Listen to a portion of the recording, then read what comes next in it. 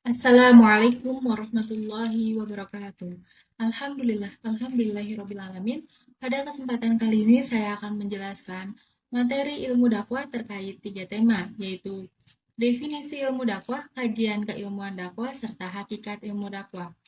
Menurut bahasa, kata dakwah berasal dari bahasa Arab yang berarti seruan, panggilan, ataupun ajakan. Sedangkan dakwah secara istilah memiliki beberapa pendapat yang berbeda menurut para ahli yang mendalami masalah dakwah. Namun, dari definisi yang satu dengan yang lain tidaklah jauh berbeda. Berikut ini beberapa definisi menurut para ahli. Yang pertama, menurut Salahuddin Sanusi bahwa dakwah itu adalah usaha mengubah keadaan yang negatif menjadi keadaan yang positif, memperjuangkan yang ma'ruf atas yang mungkar, memenangkan yang hak atas yang batil.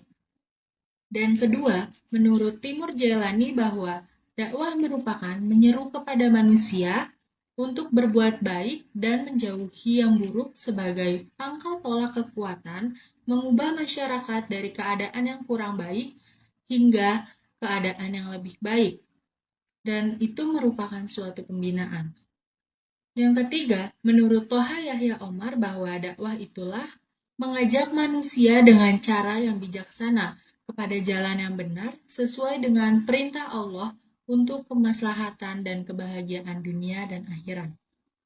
Dakwah memiliki beberapa fungsi, yaitu sebagai petunjuk, sebagai penyebar generasi, dan mencegah dari laknat Allah Subhanahu wa Ta'ala, yakni siksaan untuk umat manusia di dunia.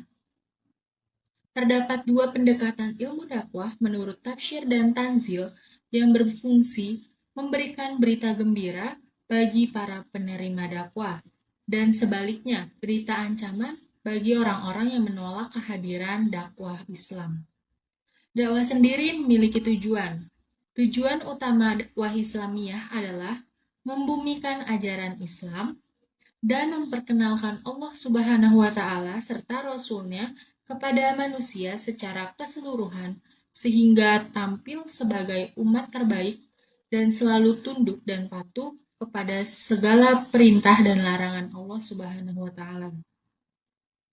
Kajian keilmuan dakwah.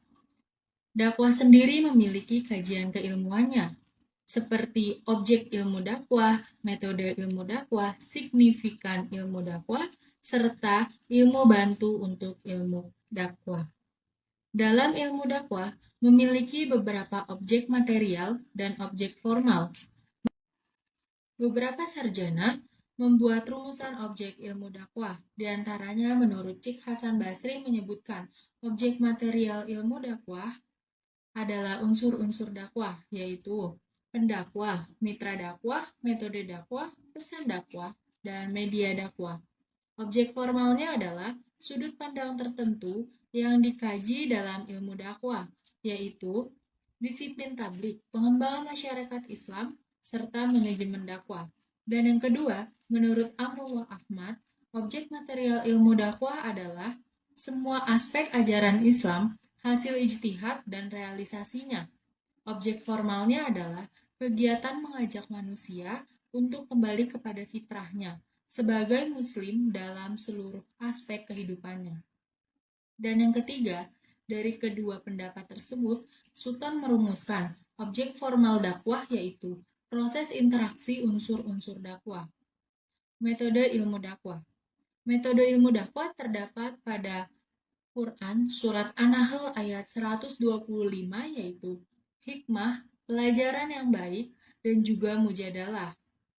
Mujadalah yaitu dakwah dengan cara bertukar pikiran dan membantah dengan cara yang sebaik-baiknya. Dalam signifikan ilmu dakwah dibagi menjadi dua bentuk teori pengembangan, yaitu yang pertama pengujian materi dan yang kedua pembentukan materi. Selanjutnya pada ilmu bantu dalam ilmu dakwah. Secara garis besar, ilmu dakwah hanya dibantu oleh ilmu keislaman dan sains sosial. Ilmu dakwah masih membutuhkan hasil studi keislaman, karena dari situlah ia berasal. Begitu pula sains sosial. sangat diperlukan oleh ilmu dakwah sebagai ilmu yang serumpun. Dan selanjutnya yaitu hakikat dakwah. Pada hakikatnya, dakwah memiliki sifat-sifat dakwah, yaitu yang pertama, dakwah yang bersifat persuasif, bukan koersif. Yang kedua, dakwah ditunjukkan pada pemeluk Islam dan non-Islam. Yang ketiga, dakwah adalah anamnesis, yang biasa disebut berupa pengembalian fitrah manusia. Yang keempat, dakwah bukanlah prabawa psikotropik. Yang kelima, dakwah adalah rasional intellection. Yang keenam, dakwah sebagai ajaran rasional. Dalam sistem dakwah memiliki dua hidayah.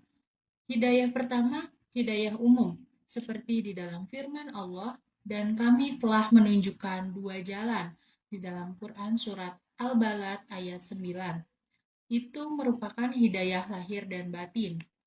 Dan yang kedua, hidayah khusus, seperti di dalam firman Allah, tunjuki kami jalan yang lurus.